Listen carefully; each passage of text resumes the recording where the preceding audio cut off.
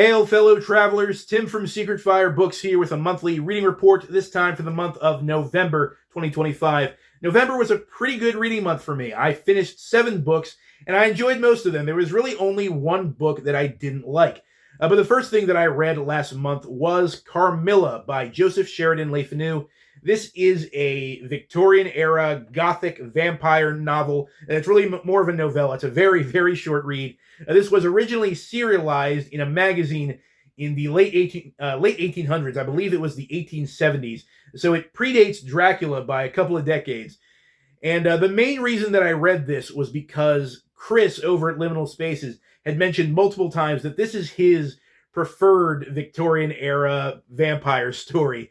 He enjoyed it a lot more than Dracula, and he recommended that I give it a shot in October when I was ranting and raving about how much I love Dracula. And I did. I enjoyed it quite a bit. I didn't enjoy it as much as Dracula, although I think it really can't compare, honestly. It's just such a short snapshot of a story. It doesn't have the same size and scope as Dracula, but it is really good. It has a lot of that creepy Gothic atmosphere that you need for a story like this. I think it's a very unique take on the vampire formula. There's really not much I can say about it other than the fact that I enjoyed it, and I definitely intend on reading more horror stories from this era in the future. After that, I read Bane of the Black Sword by Michael Moorcock. This is the 5th book in the Elric saga by Michael Moorcock. This is the 5th part of a reading event that I started with Chris and Jim from News from the Gelding. We've been reading and reviewing one Elric book every month for the past 5 months, and I don't want to spoil it because I've yet to do my Bane of the Black Sword review, but this is probably my least favorite of the Elric novels so far. It's not bad by any means. I did enjoy it, but it really can't compare with a couple of the other books from the series, specifically Elric of Melniboné and Sailor on the Seas of Fate. Those are still the high points in this series for me. Next, I read I the Jury by Mickey Spillane, and this novel kind of blew me away. This is one of 2 crime novels that I've read this month that have cemented the fact that I really need to read more crime fiction. This is the first of the Mike Hammer series, the first Mike Hammer novel. Mike Hammer is this private detective character that Mickey Spillane wrote a ton of novels and short stories about. He's this kind of brutal, emotionally driven character who stands in stark contrast to the more straight-laced professional investigators from hard-boiled fiction that I've been reading lately. And I really, really enjoyed the character writing and the dialogue in this book more than anything else. There's some great character moments in this story. It is a revenge story. It starts off with Mike Hammer finding his best friend murdered. This guy was a war buddy of his from World War II. He saved Mike's life, and so they've been best friends ever since. And Mike finds him dead in his apartment. He's been shot in the stomach, and it's very evident that he bled out in an agonizing way right before he died. And so, incensed by this, Mike vows that he is going to use his private detective license to track down the killer, and he's going to kill them the same way that they killed his best friend. And so, throughout the novel, he keeps finding these other murder victims who were killed the same way by the same killer. And so the plot really thickens in a really interesting way. The corpses just keep piling up, and he's kind of flummoxed as to who is killing these people. And also along the way, he meets a number of beautiful women, and it's highly implied that he sleeps with every single one of them. He's kind of a brutish womanizer, this Mike Hammer. But near the end of the novel, it kind of gets turned upside down in a really shocking way. The thing is, I didn't know this about the story, but it is a very famous detective story. It's been made into 2 big budget movies. It's a very famous detective novel, but I'd never read it before, and I'd never heard anything about it before checking it out. So I didn't know anything about the story, but apparently the ending in particular is a very infamous ending for its brutality.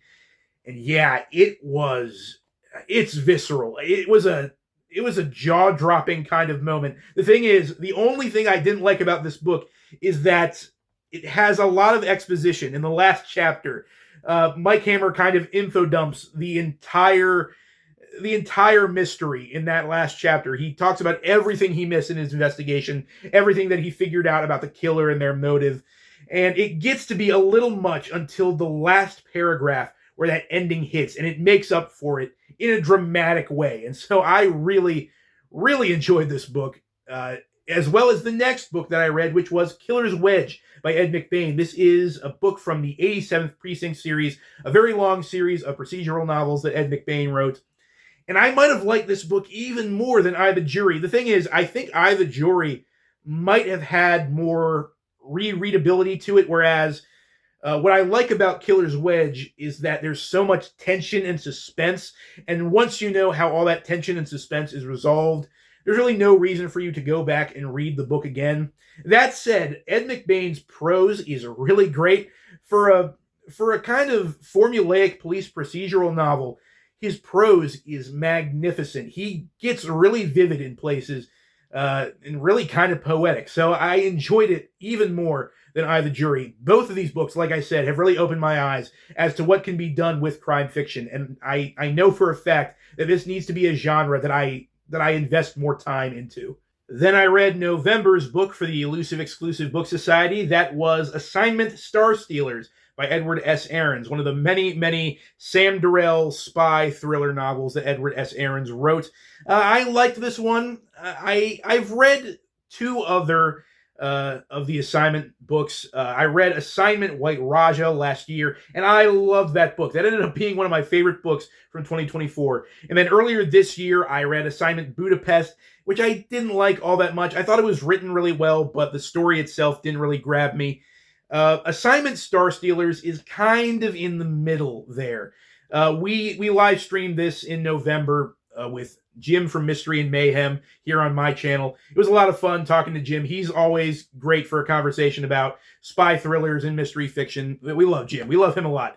But we were all kind of in agreement that there were quite a few things lacking with this book. For one thing, the plot is ridiculously complex to the point where we were constantly pausing throughout the live stream to kind of gather our thoughts and exchange ideas and kind of piece together this plot. And even at the end of it, I don't know if we all were on the same page when it came to the story, because there was just a lot going on, way too much going on.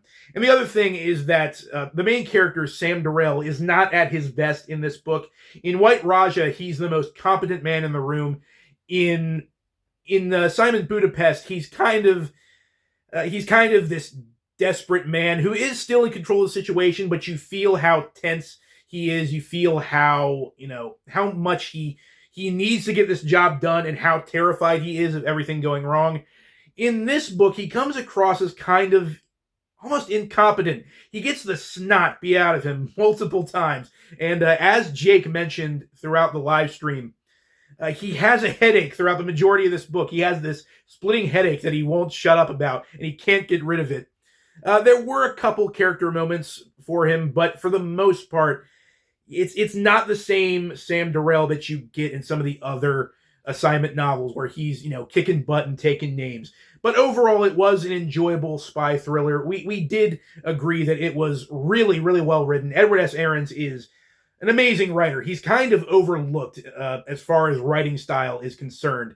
But yeah, I enjoyed that novel overall. Definitely going to read more assignment books by Edward S. Ahrens in the future. But after that, I read the one book that I did not like in November. And unfortunately, that was The Hitchhiker's Guide to the Galaxy by Douglas Adams. I made a video about this, talking about how this book has been recommended to me ad nauseum for the past few decades. Like, seriously, I have been recommended this book ever since I was in middle school. And I finally read it, and I just did not like it. So yeah, I can't really say that much about it, aside from the fact that it was really the only dud from this past month. To be fair, by far, it was not the worst thing that I've read this year. Goodness knows, I've read much, much worse.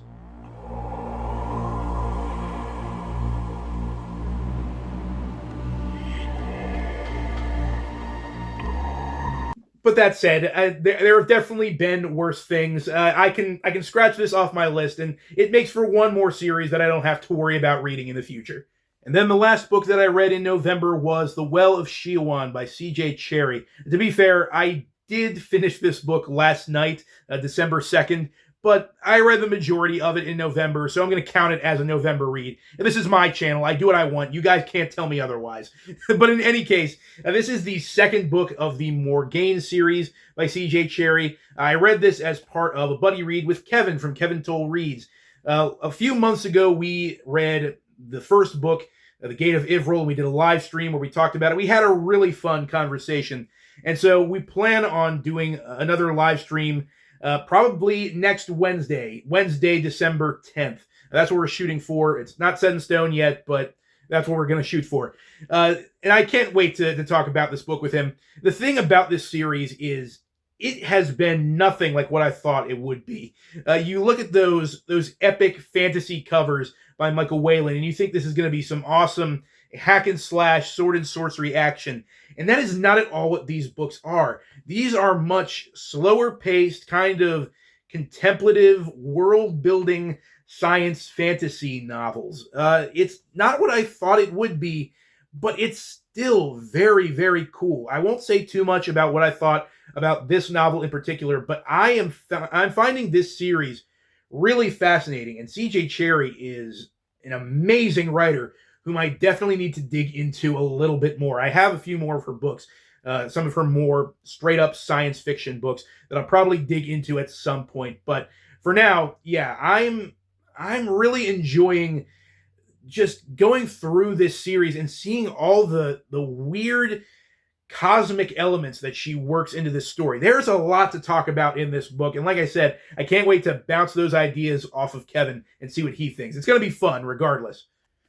I almost forgot, I also read a short story out of this book, The Complete Cases of McBride and Kennedy, Part 1 by Frederick Nebel. This is a collection of pulp detective stories from 1928 to 1930. So some real old school detective fiction. As it says on the front cover, they were originally printed in Black Mask magazine, the famous crime pulp.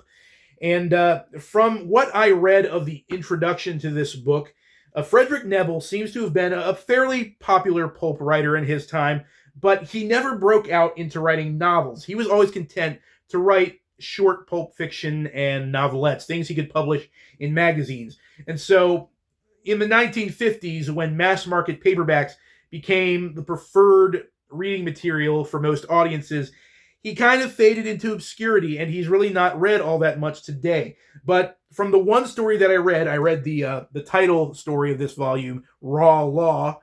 He was a very talented, very competent crime fiction writer. This story is another revenge story. It takes place in, where is it? I want to say it's New York. That might not be right. But in any case, it involves the two title characters on this book. McBride is a police chief in charge of the city's police force, and then Kennedy is a freelance reporter who kind of over-involves himself in the stories that he's covering. And so these characters encounter each other, I'm assuming, all throughout this series of pulp stories. And in this story, one of the officers from McBride's police force is murdered by the mob. And so his best friend, who's also a police officer, he turns in his badge, he resigns for the force, and he puts together an anti-mob, a group of hired guns to fight back against the mob and get revenge for his friend's death. And it's just a really good, short crime drama story. What I really liked about this was the dialogue. Frederick Nebel's dialogue is really well written. It's very snappy. It's very, very fast-paced, very brisk. There is a lot of early 20th century slang flying around, but it's good. It's very, very, very well written, and I will definitely have to read more of these in the future. I'll keep you guys updated on what other gems I find in this book, because from what I can tell, this author was very, very good, and he's definitely overlooked nowadays. As for what I am currently reading, I just started The Maltese Falcon by Dashiell Hammett. And this is another book that has been recommended to me multiple times. And considering what just happened with Hitchhiker's Guide, I'm a little nervous about that. But we'll see. I am enjoying it so far. I'm only about 40 pages into it. It's still mostly set up at this point. I don't really know a lot about this story. I know that, once again, it is a very famous crime fiction story that I'm very ignorant about. I know it was made into a very famous movie starring Humphrey Bogart. I think there is some kind of Maltese Falcon involved at some point. That's about all I know. But hopefully I'll enjoy this book, and I can chalk it up as another staple of my crime fiction library. The other thing is, there are a lot of people who've hyped it up, and there are quite a few people who've said that it actually sucks and it's not worth my time. But we'll see. We'll see who proves right in the end. I'll probably finish it sometime soon. As for what I'll be reading for the rest of December, there's only a few things that I know I'll be reading. The first is our next book for the Elusive Exclusive Book Society. It is this book, Amazons. This is a fantasy sword and sorcery anthology put out by Daw Books. This was Jake's pick for our next episode of the Elusive Exclusive Book Society. We have Andrea from Infinite Text on as our guest. We do actually have another guest joining us. I don't know if I can say who it is, but I'm very, very excited. The thing is, this book has a majority of female authors writing fantasy stories about female characters, though there are a few male authors. I know my man Charles Saunders is in here somewhere, so I'm really excited to check this out. It also has excellent Michael Whalen cover art, so, it's got to be good, right? I'll also be reading the 6th and final book of the Elric saga, Stormbringer, by Michael Moorcock.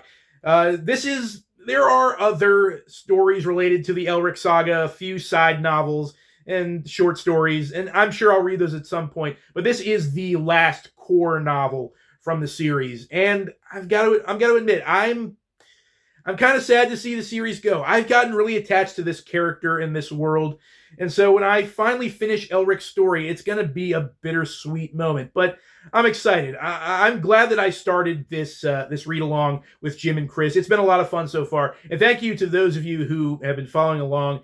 We've been enjoying some discussions and memes that we've been sharing in the Discord. It's been some really good stuff. I know for a fact that no matter how this last book ends, overall, the Elric saga will be something that I really cherish and will definitely have a place in my library for the rest of my life. And the last thing that I absolutely need to get to in December is Pearls of Lutra by Brian Jakes. This is the next book in the Redwall series that I need to read. I am way behind on Redwall reviews. I still need to do a review for the last book I read, Outcast of Redwall, which I did really enjoy. I just have to put my notes together and figure out what exactly I want to say about it, because there was a lot going into that novel. There's a lot of thoughts and feelings that I have about it. The thing about Pearls of Lutra, though, is that it's the first novel in the series that I have not already read. The first, 8 books in the series were books that I read as a kid, and I knew pretty much by heart. But Pearls of Lutra, I don't know. I think it's a sequel to Madameo, the third book in the series. I'm not sure. But yeah, I'm excited to read a Redwall book that I've never read before. It'll be an interesting experience. And the last thing that I should talk about before I wrap up here is, of course, Weird Frequencies. That's right, the anthology that I've been working on with my booktube buddies is finally done. We're finally ready to put this thing out. It is going to be available for purchase on December 5th, just 3 days from now, or 3 days from recording, I should say. Keep your eyes open. I will be posting a link to the Amazon page on this channel on release day, so you guys can check it out and buy a copy. And I'm sure if you follow the other folks who are involved in this project here on YouTube, they will be posting their own links when the time comes as well. Also, on the evening of the release date, we will be doing a live stream over on Jake's channel. That'll be, I believe, 7 p.m. Eastern Standard Time. We'll be live streaming over there. We'll see how many of us we can get on the live stream at once, because there were about a dozen of us involved in this project. We'll probably be taking turns, taking shifts, going in and out. I will probably be involved, hanging out in the comments the whole time, but I will be there. So we're just going to hang out and talk about our stories and chat with you guys. And thank you guys for following along and making this anthology possible. Now, I should give a big, big shout out to Jake from Pulp Mortem, who edited this absolute beast of an anthology. Like I said, there were a dozen of us involved. We were all submitting short stories, and so it was his job to piece these things together and make sure that we were all happy with the finished product. And so, Jake, thank you so much. We see you, man. We see your hard work, and we appreciate you. I should also give a big shout out to Wizard Jim, who painted the beautiful cover art for this book, as well as submitting a short story of his own. And I should give a big shout out to Nick from the Book Graveyard, who also did a short story, but also was responsible for the font and formatting of the title for this book. So yes, he worked on it as well. Oh, and I should thank Justin from Fathom Press, who also helped Jake out with the formatting for this book. The book is actually formatted in mass market paperback style, so it should fit in pretty nicely with these size vintage paperbacks. Yeah, it's awesome. I'm super proud of the work that we've done, and I cannot wait for you guys to check out this book. It's going to be amazing. But that's all for now. Thank you guys so much for checking out this video. I hope you'll join me in the next video. Let me know what you thought of the books. Have you read any of them? What did you think of them? Until next time, as always, farewell and keep reading.